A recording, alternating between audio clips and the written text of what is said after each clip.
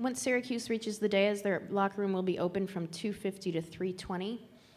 We will take questions on the podium for the student athletes first, and then we'll dismiss them back to the locker room for the remaining open locker room area time, and then we'll continue with questions for the head coach until 3:20.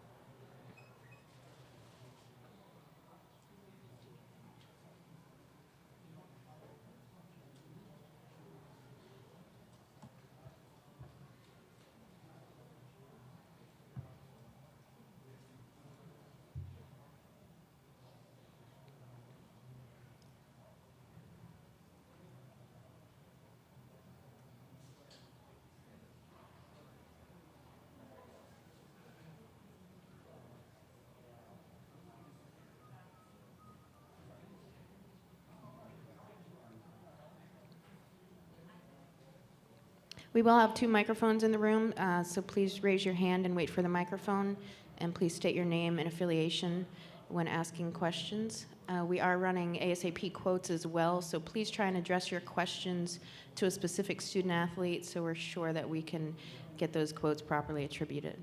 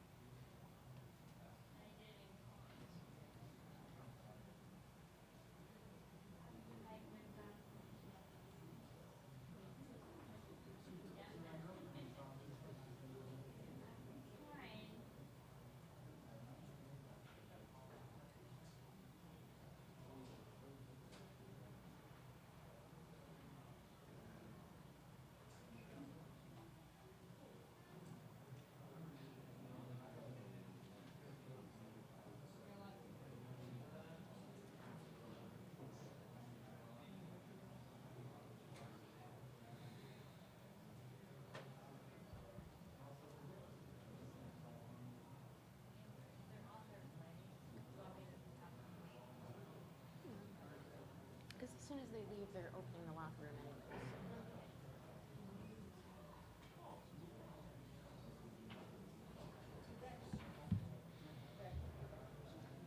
Syracuse is on their way to the podium now. Their locker room will be open shortly.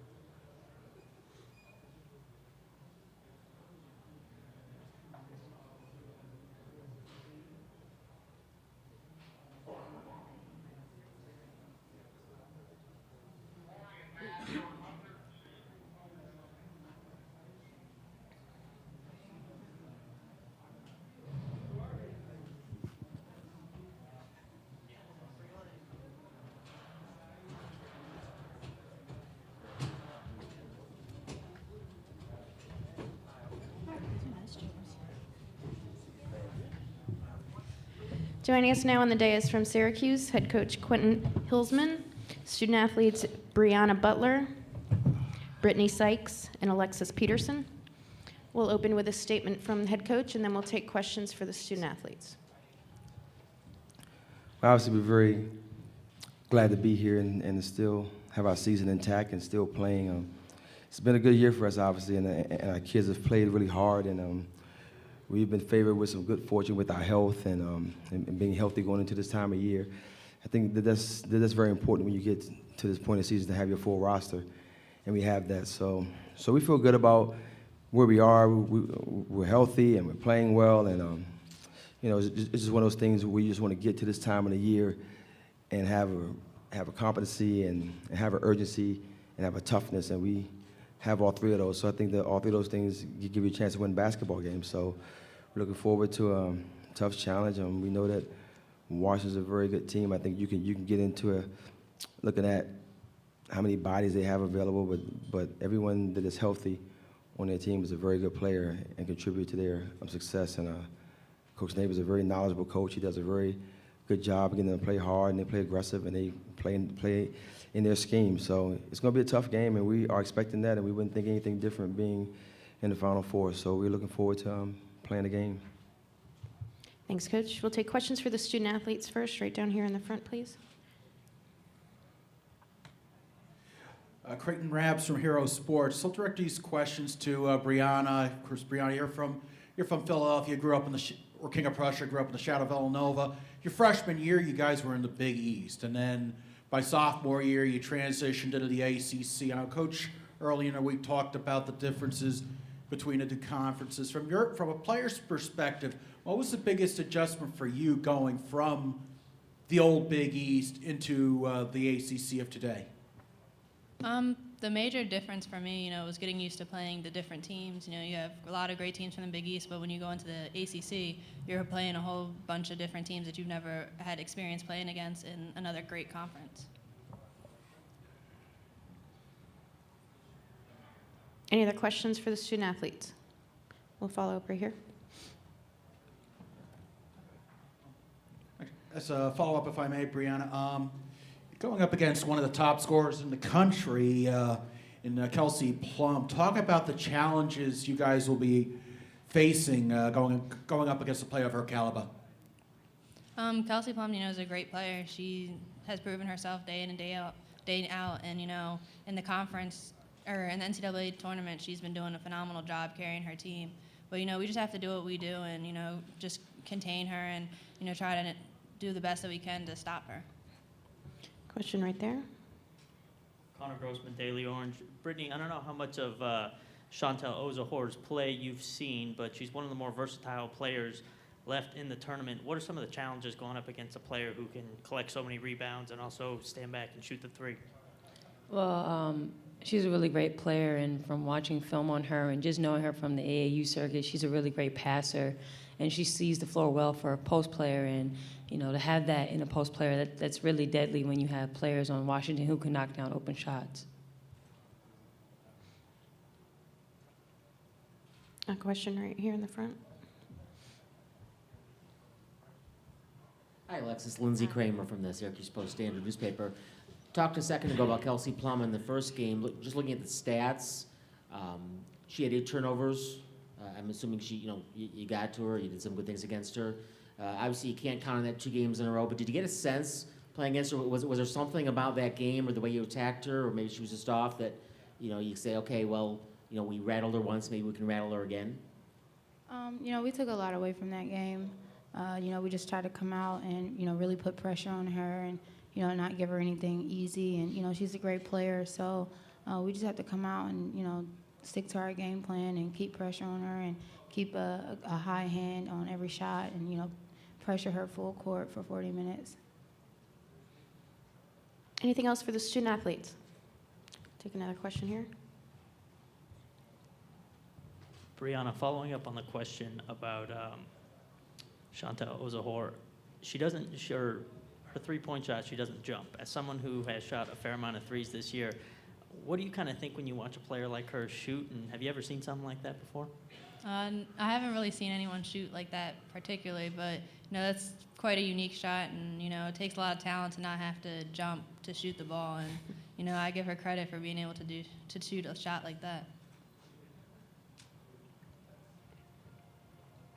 Anything else for the student athletes? Okay, ladies, you can go back to the locker room. They'll be available until 3:20 in the locker room.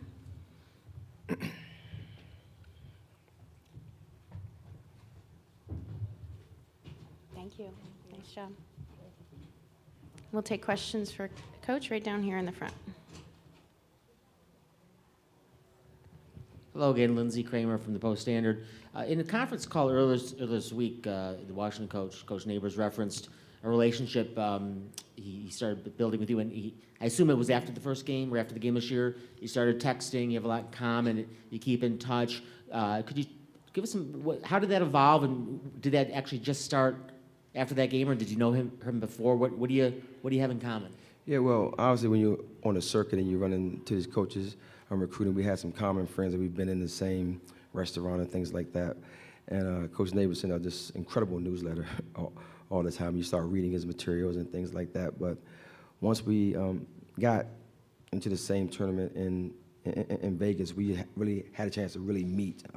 I met him in passing before, and he's just a great guy. We kind of one of the things where you hit it off right away, and we just started talking, and from that point we just became friends and texting and talking on the phone here and there. And I'm following his season. He's following our season, and I just think that he does an amazing job with his team, and kind of the same path I took was an assistant coach and became the head coach. So we've had a lot of things in common, and that kind of linked us together. But he's an amazing coach. He does an amazing job, and to be in this position right now that he's in with the limited roster says a lot about his ability on the coach's kids. Question right over there. Hi, Coach. Howard Magdal from Excel Sports. Back in December, ESPNW had reported that UConn had requested a homecoming game for Breanna Stewart, and the program at Syracuse had turned them down. It had been more than a year in the making, so obviously timing wasn't the issue. I was hoping you could take me through the process of how that decision was made, and also if there's any regrets about it, given that you see the quality of your team now, to have that kind of test ahead of the Final Four. No, time was the issue, because when you schedule about 2 years out, and we had return games, we had home games, and it didn't fit into the schedule.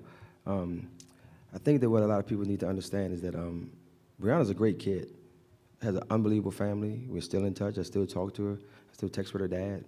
He still wishes us good luck, great game. So I think that when it comes down to that, anybody that does this really versed in scheduling knows that every college team schedules about 2 years out.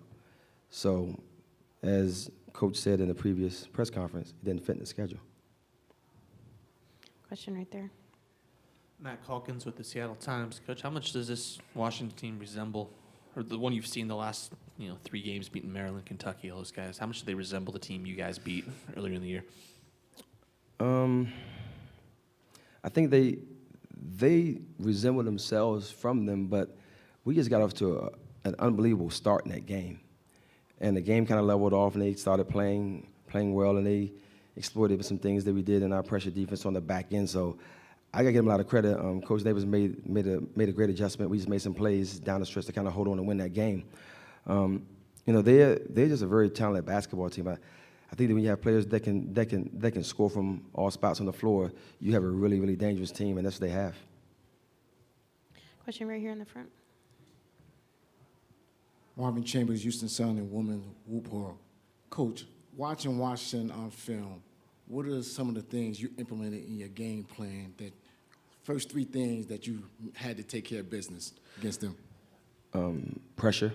Make sure we keep pressure on them and try to speed the game up. Make sure we're getting to their shooters on the catch, not after they catch it.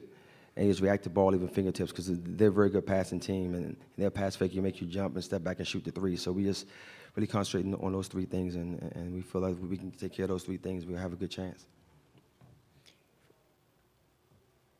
Yep. Okay. Question in the back. Connor Grossman, Daily Orange. Coach, what are some of the challenges in guarding a player like Chantel Ozahor? Well, the challenge is she's a stretch five. And in a lot of systems, you don't have a five that can step out and shoot the ball at the rate she shoots it. And she's trailing the break, and you kind of get your defense set, and then you forget about her coming down the floor. But we didn't forget about her the first time. We're not going to forget about her this time. She's an amazing shooter. She's an amazing player. She's a very gifted passer. She's a very good talent, and we know that she's the kind of player where the ball touches her hand, she can make a play, whether it's for herself or for her teammates. But she's very receptive in putting the ball on the floor. We watched tape earlier this morning, and she beat us off the bounce 3 times. So she's a very talented player, and we really respect her and respect her game a lot. Question back there. Coach, some Morgan State players were asked earlier what it's like guarding Kelsey Plum, and they were adamant that it's never a one-person effort. It's always a 5-player effort to stop someone like her, just with all the picks that are set, the help defense, everything like that. Do you feel that's the same? Do you feel the same way? And if so, how many players in the country are like that, where it's really a five-man effort? It's no question. She's very talented, and she's not. And also too, you can look at her numbers. And numbers are really gaudy, but she's a willing passer. She's not going to come off a ball screen and take a bad shot. You're not going to close her down, and she's going to take a bad shot. She's really dangerous late clock, because that's when she has to go into really attack mode. I think early in the clock, she's pretty much trying to get the offense moving.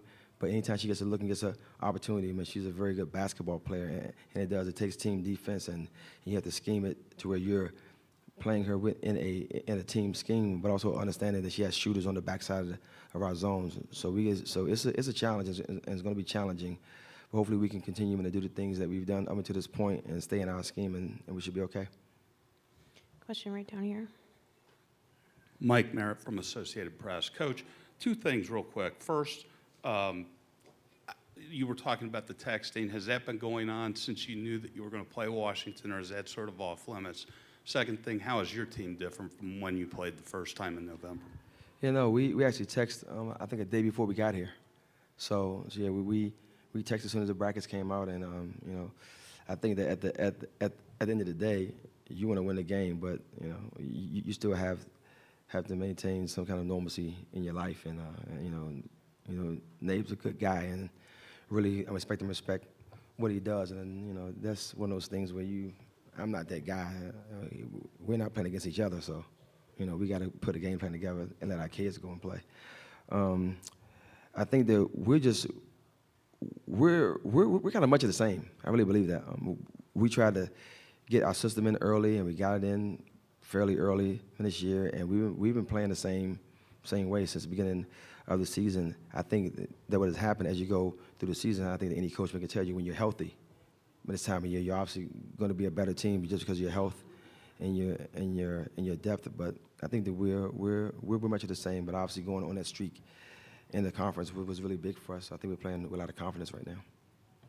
Question over here. Gene Wong, Washington Post. Quentin, earlier this week in the conference call, you talked about the influence Coach Aaron Holder had on you at Forestville. I'm curious, is there anything that you learned from him that you apply today still in your coaching experience? And even though you moved away from the DMV, if there's still pride, that you take representing that area? Coach Holder was, I say this in the nicest way, he was very stubborn.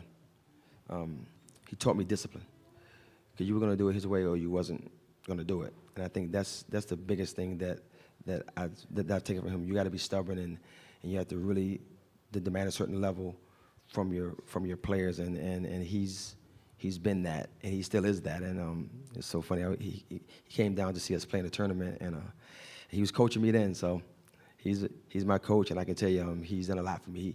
He really took care of me when I was young and in high school, and he was a great influence in my life, and still continues to be. Question in the front row here.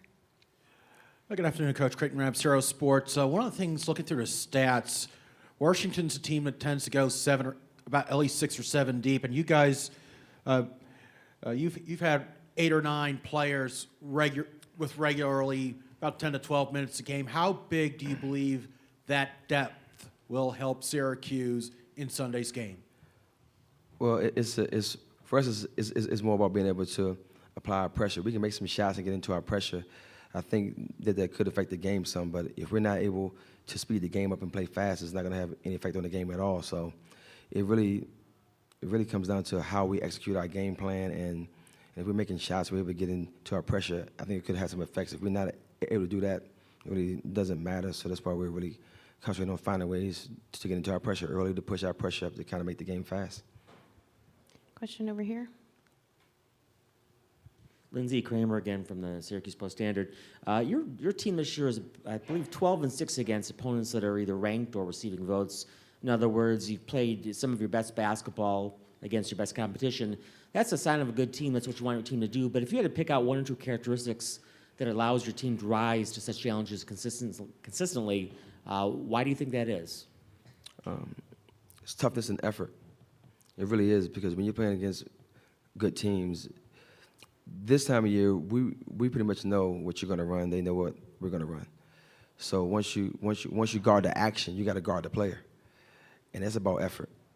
And your toughness comes down to when a team's making a run or you're not playing well, what else can you do to get a W? And that's hard to do. You know, we had some games this year where we had to fight back towards the end of the games and make some plays and get to some 50-50 balls and make sure that we got some weak side box outs when to close games out. And it's all about toughness and effort.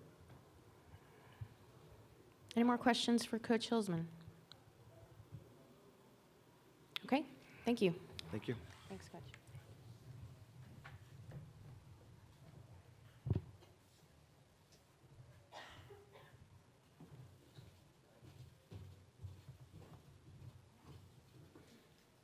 The Syracuse locker room is still open until 3:20. We'll next have Washington on the dais at 4 o'clock.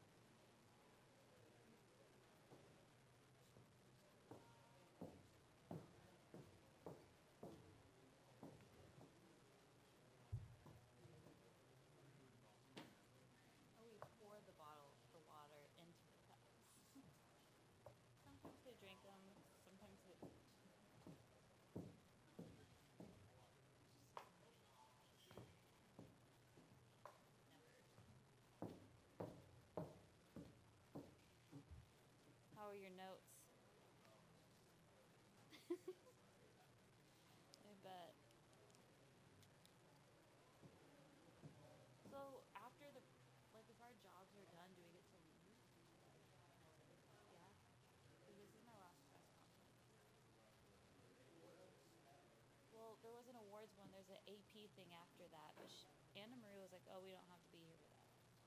I'll double check, but she made it.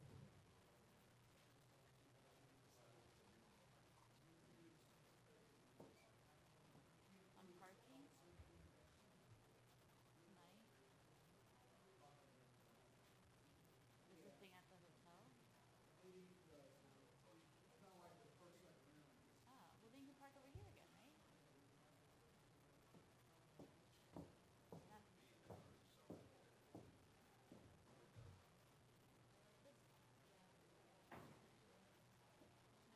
Sorry, I can't hear up here.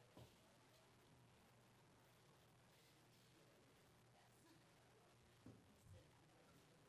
When you release space, they're not 5 feet tall.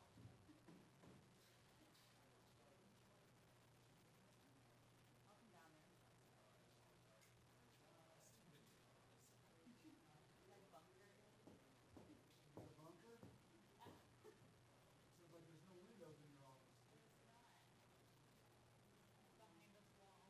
Billy Denise, 6th grade, so we got players and coaches. Hiking. So we have Mike, our neighbors.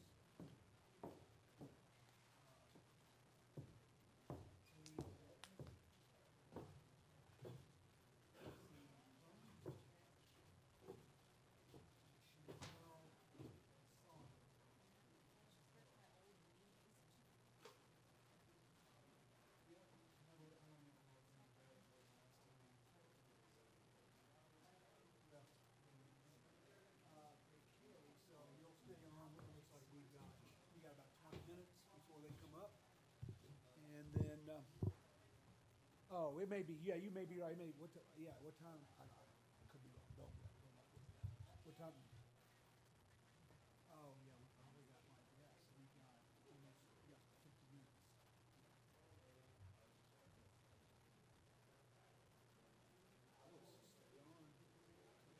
stay on. I mean, it doesn't matter to me. I just say you stay on. Okay.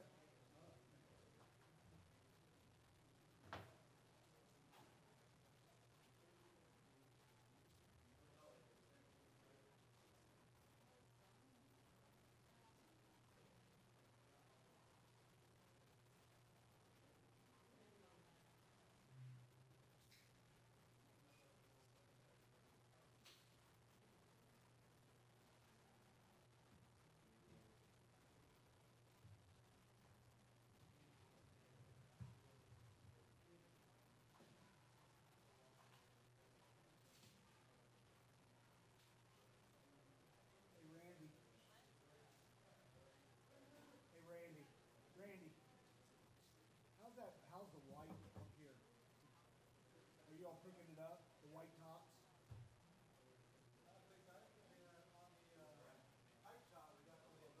But it's looking done. It's not hurting you.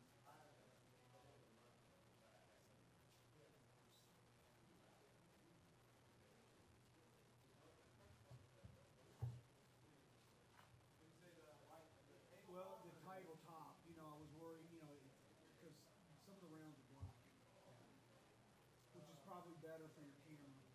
Yeah, I think we're probably kind of high enough to shoot down on that. I haven't noticed. Right.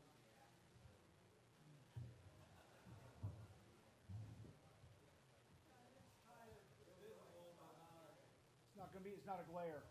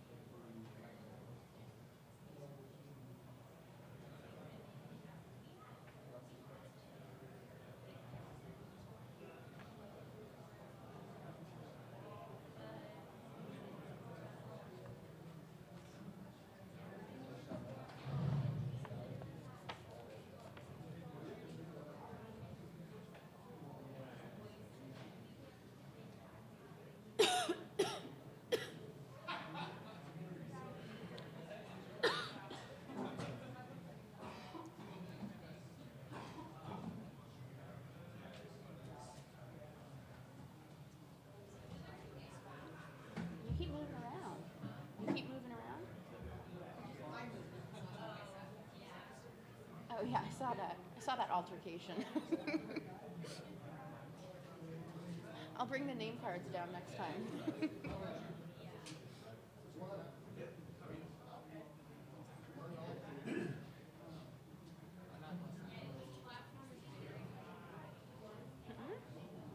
I know. Yeah. I can't even see people down there.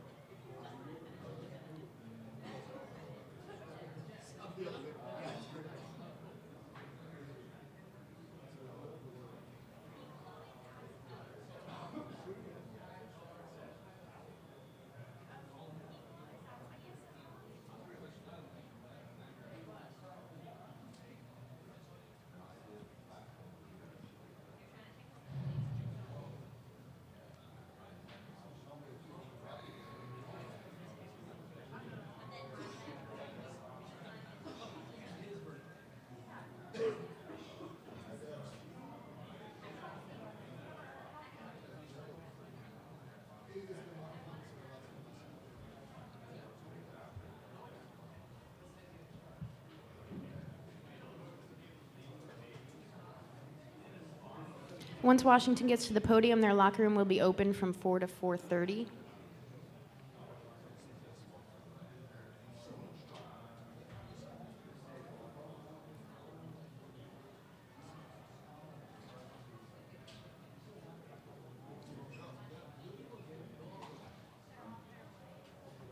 Washington is on their way now. Their locker room will be open from 4 to 4:30.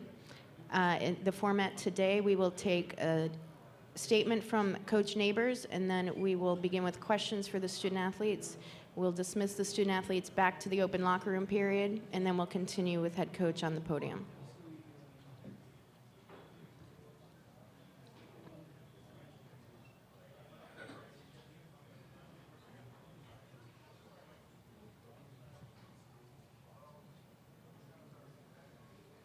We have 2 microphone holders in the room on each side. Please raise your hand and state your name and affiliation with any questions. Please also try and direct your questions to a specific student athlete for the purpose of our ASAP quotes.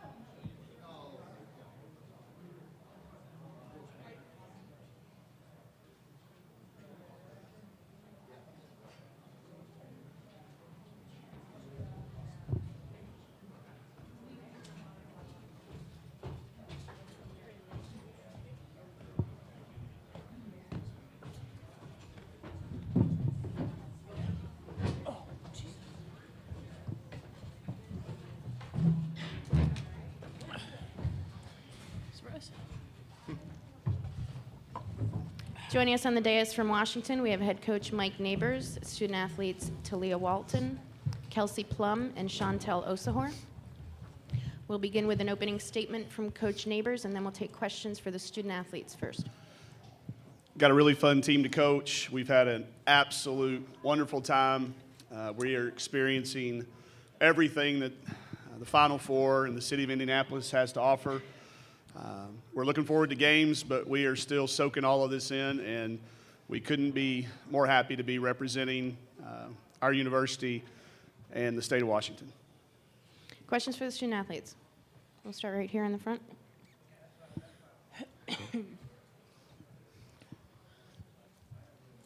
Talia, how do you guys make sure that you stay focused on basketball when there's a lot of other things going on here?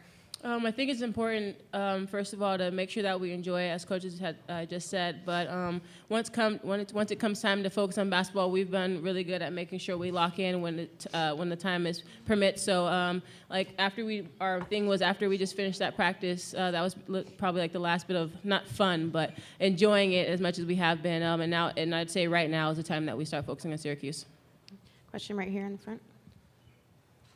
As David Woods of the Indianapolis Star for Chantel. How did you master your flat-footed set shot, and what have been the more amusing suggestions to you for how to change it? Well, I didn't really master it. I've been just doing it. I guess you could say it's a God-given talent. If you don't like it, then I guess it's not a talent to you. But people always tell me I gotta jump. I mean, that's number one. But a lot of people tell me I need to my arc needs to go way higher, and I just tell them, don't fix what's not broken. So I just let people say it, and I just laugh. Question right here. Creighton Ravs from Hero Sports. Direct this to Kelsey. You've had a rather impressive offensive output this season. I think you haven't had a game where you haven't reached double figures. Talk us through what's been flowing for you this season. Well, I'm really grateful to play in an offense where our spacing is so good, and I'm allowed to kind of play, I call it downhill, because you have to get out on Chantel as the trail 3. You have to stay locked on Talia in the corner. And Lex has been shooting like 45% from the field as well. So you have to stay locked on Lex, and then Katie is down by the end of the basket. And if you leave her, she's going to get a layup. So it's because of my teammates and how talented they are. The spacing has allowed me to get a lot of good opportunities. Question right here, Michelle. Kelsey, as a follow-up, I think I read a quote from San Diego paper this week that said that you said coming to Washington was a leap of faith. Will you talk about that a little bit? What kind of a leap was it, and how much faith did you have that you guys might end up someplace like this? Well, at the time I chose Washington, they weren't the top of the conference, and they hadn't made to the tournament in, I'm not really sure, maybe 10 years. And then we just had a new coach. Coach Kevin McGuff came in, and he recruited me along with Coach Neighbors. So it wasn't like a sure thing that anything was going to happen, but I just thought the pieces were right, the teammates were perfect, the system was great, and I love the city of Seattle. So, it was a leap of faith, though. Question right here.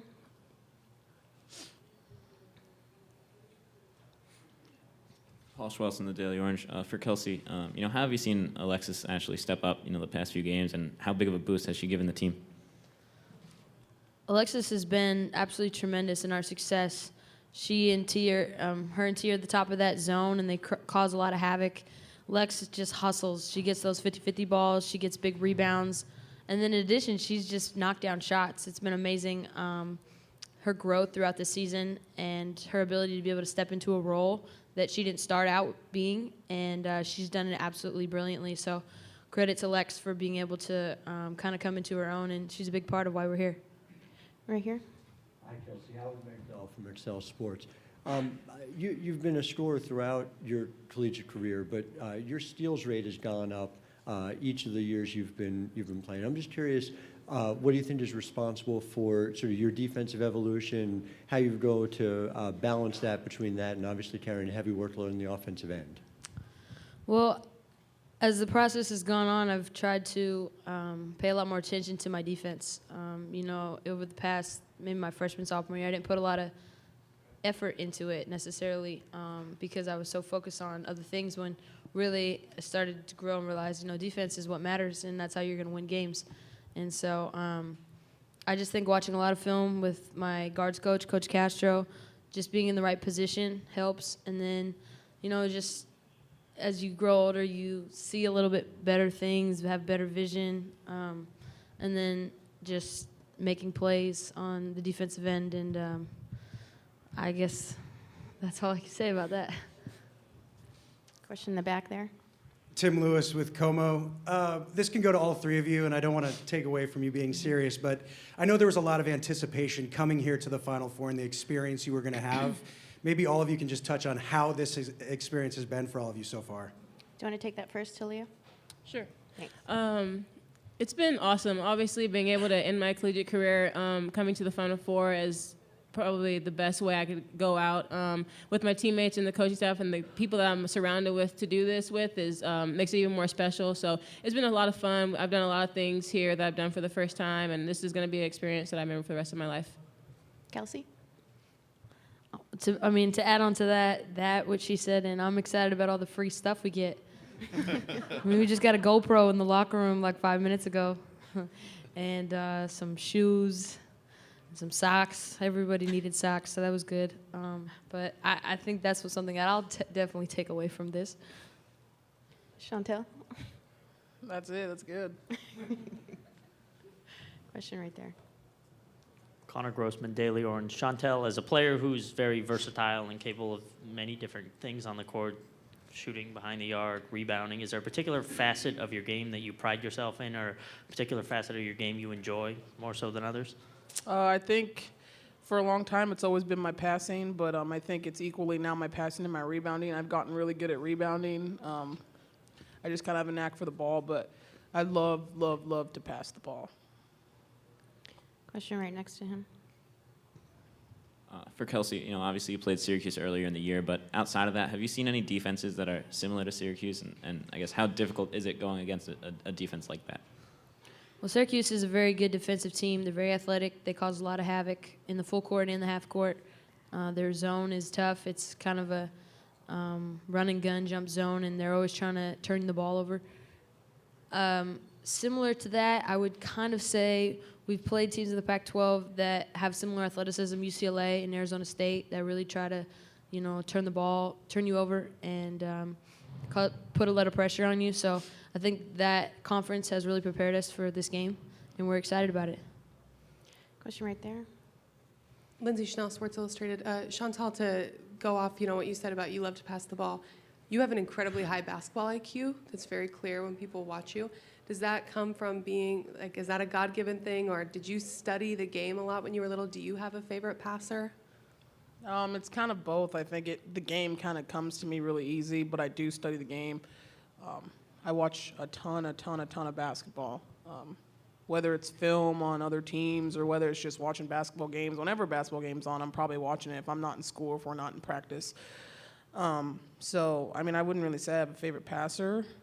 Maybe you could say Kevin Love. He's got those outlet passes that are pretty good, but yeah. Question right behind her.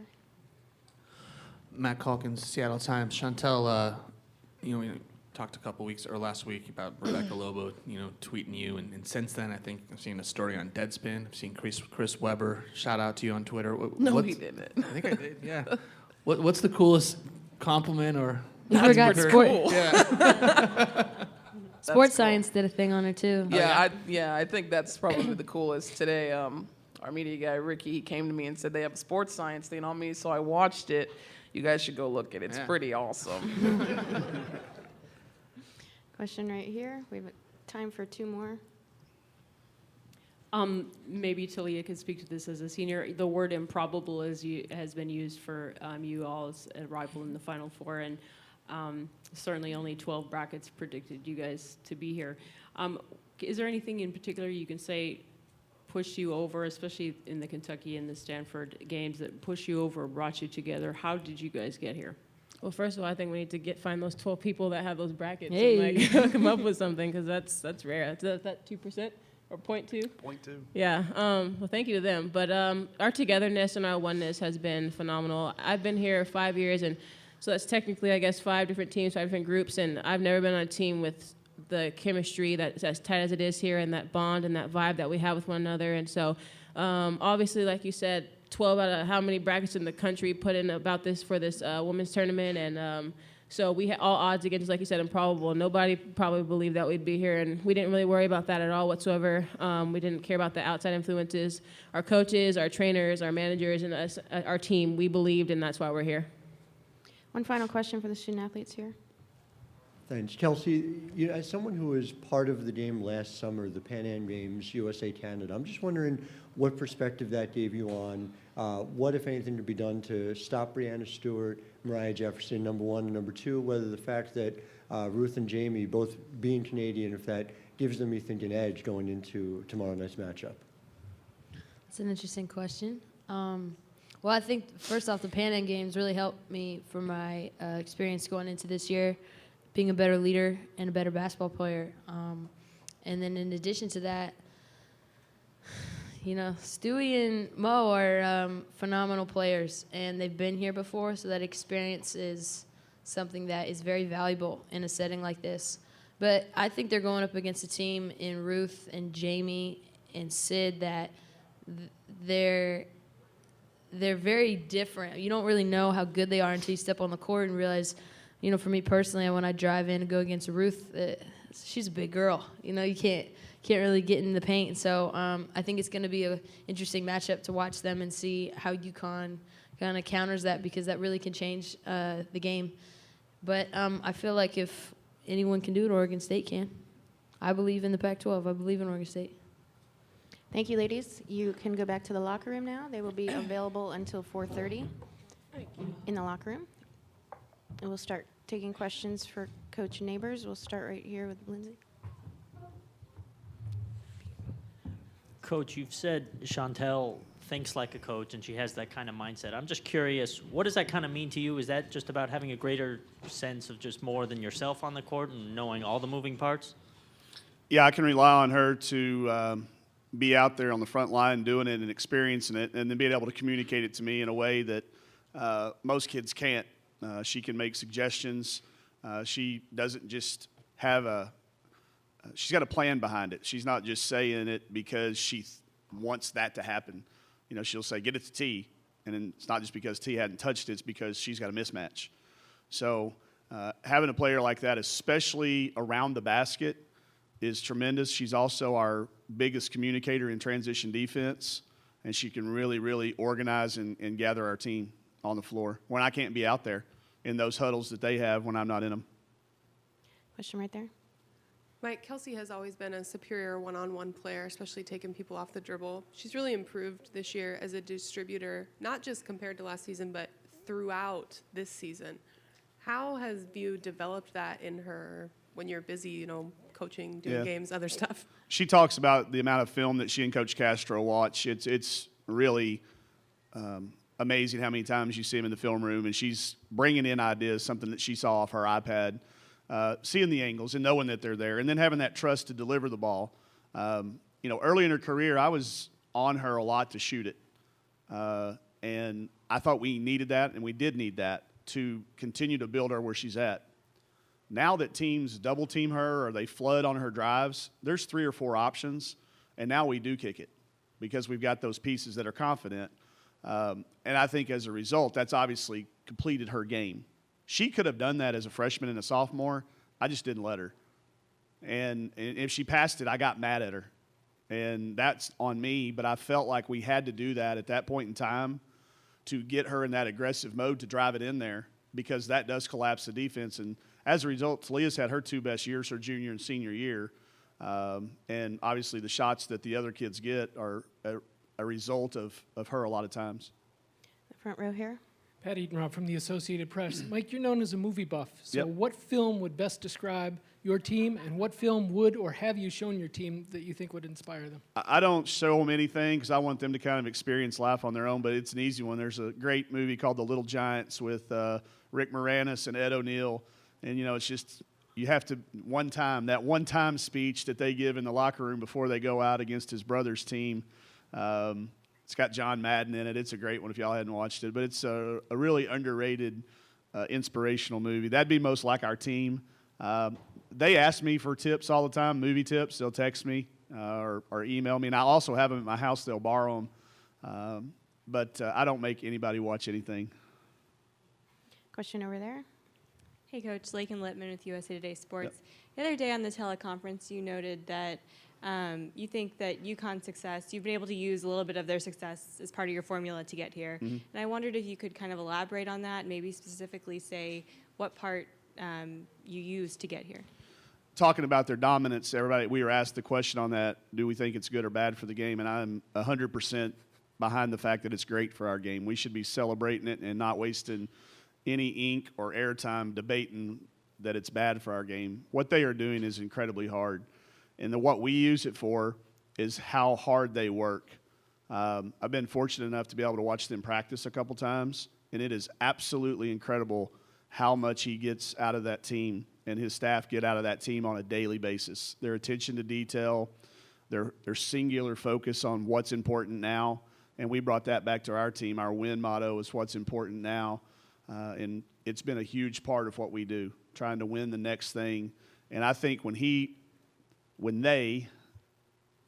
their culture just oozes hard work, and it's unacceptable. They police each other. They don't have to, as coaches, say anything. Those players are doing it. And if you walk into that program with anything less than your absolute best effort, it's a problem. And that's a great thing, and that's what we're starting to get in our program. And now with this next class coming in, we will have that. Now, obviously, getting the talent there with that is what he and they have done there over the period of time. And when you've got some of the most talented kids working the hardest, they're pretty unbeatable. Question right there. Coach, just to bring you back, season opener, you beat Santa Clara 100-55. Going back to that game to now, what's the biggest difference between your team? That what Talia alluded to it. At that point in time, we had a lot of great pieces, but we didn't have any idea what the puzzle looked like that we were trying to make.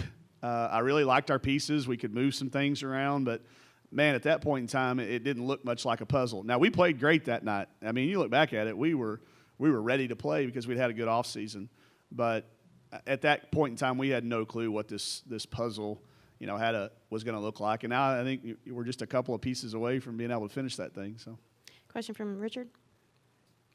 Yeah, excuse me, Mike. Richard Deitch, Sports Illustrated. You, in terms of your what you were talking about with UConn before, how many of your fellow coaches you think subscribe to that same notion that you can use UConn as a pedestal to try to reach, as opposed to the counter, their dominance is not good for the game?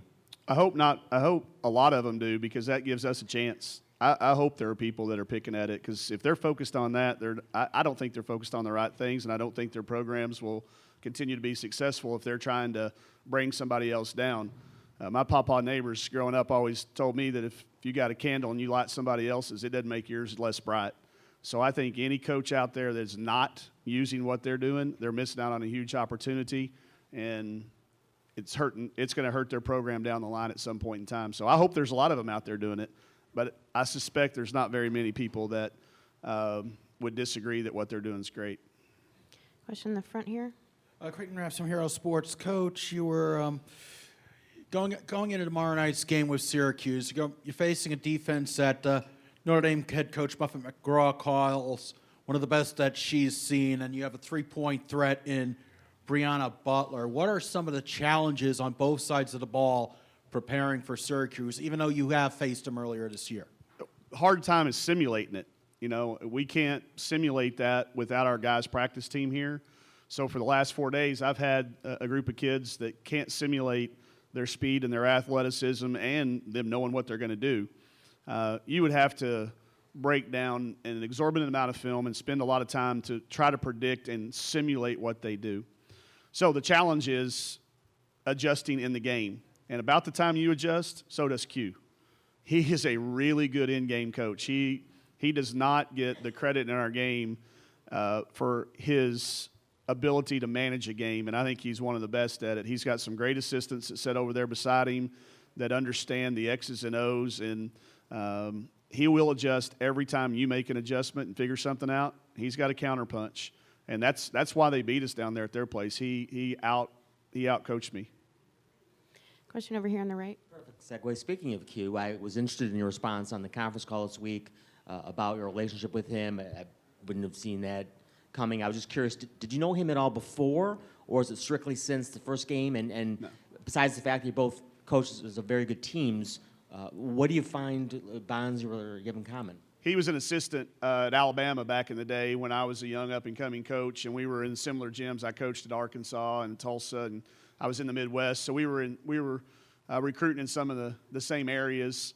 And I got a kick out of him initially because he's got a little flair and a little swagger about him, and I kind of wanted to know what it was like. So I sat up next to him a couple times and just really got to like him. He's a really, really good person, and if you don't take the time to get to know him, I think a lot of people have an opinion or a misconception just because he is going to carry a Louis Vuitton bag, or his glasses are sharp, or he's going to outdress me tomorrow, and there's no chance I'm going to win that, so I'm not even going to try. But he's somebody that has done it, I think, the right way. He paid his dues coming up as an assistant coach, as a high school as well. So we had some common themes and some common threads that I really admired and tried to emulate some of his things. Question in the far back. Coach Charlie Cream from ESPNW. You do some things a little bit differently. You kind of have a unique style. Have you always sort of been this independent thinker, or is it something you've kind of developed picking from different pieces of your experience? Was not. No, I was very not independent thinker. But I had a heart attack at 29, and it was an eye-opening moment that your life's really, really short. I started taking some inventory of some things I'd been doing those first 29 years. I found out I could read 40 words a minute as a college graduate. I was kind of embarrassed about that, so I started reading. And the more I've read, the more books I've come in contact with. It's just completely, and I started writing things out. I write down my philosophies, and I share them with other people. And when you have to write it down, as you well know, people can then take issue with it. If you just think it, nobody can say. But when you write it down, people then take issue with it. I think that made me more independent. And the heart attack, all that stuff, I stopped worrying about what anybody thinks. I'm going to talk about it. I'm going to write about it. I'm going to do what we're going to do. And hopefully they're the right things. But I'm just going to care about our kids. And then I think the rest of that stuff takes over. But it started with the heart attack and then has morphed into the reading and just sharing experiences with those people that write these books. Question right here in the front. Hi, Coach. Howard Mandel from Excel Sports. Forgive me if this has been asked, but it's two-part about Kelsey. One is just the evolution of her defense, and she was speaking to me about how you talked about her becoming a more complete player, and just what you've seen, if you was a moment where you felt like that sort of clicked for her. And then just the other part of it is that it seems like she brings so much evident joy to the court when she's playing. To what extent is that joy really powering a lot of what you guys are doing? The evolution part, I think the USA basketball experiences have helped her immensely, because when she gets with these other great players and her playing time sometimes is limited around them, and she knew that it was because of her defense a lot of times, and she wanted to get better at it. She guarded the other team's best player a lot of minutes this year until Lex came in our starting lineup. A lot of times she was the one drawing that assignment. It is a lot of film work. I mean, y'all all see her. That kid looks just like 90% of the other kids walking down the mall. Okay? If y'all saw her walking in the mall shopping, you wouldn't know she was Kelsey Plum. She's not 6 foot anything. She couldn't run from here to there faster than most people sitting here. She just looks like every kid else that's out there. But she has an incredible desire to win and work at it, not just to win, but she wants to do the work. She's that kid that's I use my papa neighbors all the time, and he comes back to me again right now. He always said everybody wants to be a rock star on stage, but nobody wants to practice in the garage. That kid wants to practice in the garage. She came to Washington. Y'all seen our practice facilities. We tried to keep her out of it. We were like, should we even show her the gym? But she doesn't care about that. She could care less. She's about people, and I think that's been a huge part of her. And that's why she is the person on the court that y'all all see talking and engaging. Somebody asked me, was watching one of our films against Kentucky, and they said that they counted, and we high-fived, back-slapped, or did something 976 times in that game. And you go back and you watch it, and it's every possession there's some of that going on. And it's everybody, but she certainly is a huge part of it as well. Question right here. Mike, you're really close with Kevin McGuff. He's here this week for the coaches convention. I was curious if you've talked to him, if he's given you any advice. He was on Muffet's staff when they won it back in 2001, I think. Here. Have you guys talked? Has he told you anything? Has he broken down film with you? Not breaking down film, but a lot of advice. He's usually my first phone call on everything, period, not much less just Final Four. So, he's the smartest guy I know. So he gave me some great stuff and some really bullet point stuff that's really helped us this week. Then I talked to Coach Blair, who won a championship here as well. I worked for him for a few years. I picked Jeff Walls' brain. I tried to get anybody that would return a phone call to me that's been here. I certainly wanted to have their input. And Kevin is somebody I talk to every day. Sometimes not about basketball, but we still talk every day. Time for one more question. Anything else? Sure, follow it. Mike, forever kids on the West Coast felt like they had to go back east to win a title. You know, we saw a lot of kids go to Tennessee as 3 Oregonians. Obviously, people have been going to UConn forever. To have 2 teams on the West Coast, and especially from the Northwest, what's that going to do for recruiting kids west of the Mississippi, really? I think it lets everybody know that you can stay in the same time zone and compete.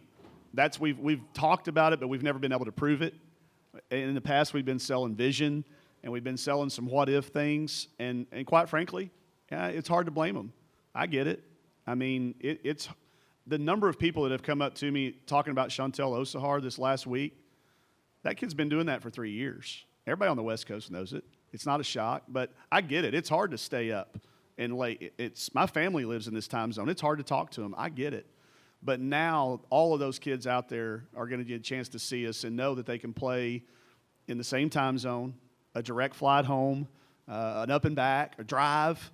I think it's going to help us immensely. It already has, just the number of people that are answering phone calls and reaching out to us. And I'm sure Scott will say the same thing. But it's been something we talked about at Pac-12 meetings for a long time. We needed to focus on keeping these kids, building a league. And there were a lot of prongs to that, scheduling better, being smarter in our scheduling, playing in the other time zones, being willing to do that, raising our profile and sticking together. We'd been fighting against each other, trying to catch Stanford. We got to knock Stanford off. Stanford's won this thing 18 out of 21 years.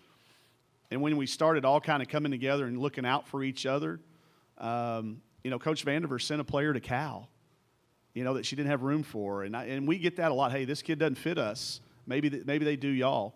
That's changed over the last 5 years. And I think as a result, our league has raised its profile, and now we've got some proof behind just standing up and talking about it. Final question from Charlie there. Coach, going to the matchup tomorrow night, you played them back in Vegas in November, and specifically Alexis Peterson. What you saw from her that night and subsequently what you've seen on video of her, maybe the differences in her as an individual player. Yeah, she's really taken that team over and in control and leading it. Obviously, they've got a lot of weapons that they can hit you with, but you can tell she's in control. Q was talking about it last night, that's the kid that he wants the ball in her hands because she knows she's going to make the right decisions. I'll be honest, I had our kids poorly prepared in Vegas. You were at the game. You saw it. We weren't very good that day. They were really good. We had to really come back after being down 19 points to even make it a contest. I'd underestimated. I'd watched Alexis Peterson play in high school when I was coaching at Xavier. I underestimated. I didn't have our kids very well prepared for their intense pressure. I was not dismissive, but I was like, we're going to be fine. We've seen this. We weren't. So I'll have them a little bit better prepared, but they were very good. I think we've improved since then. I think they have too, and she deserves a lot of the credit for it. But I also think their group has really tightened up as well. You could see it in them. they're fun to watch. And when you get a team that's fun to watch, you know they're working hard and they're fun to coach. Great. Thank you, Coach. All right. Thank you. Thank y'all. Nice job. You have some fun, too. Yeah, they're fun. Never a dull moment around that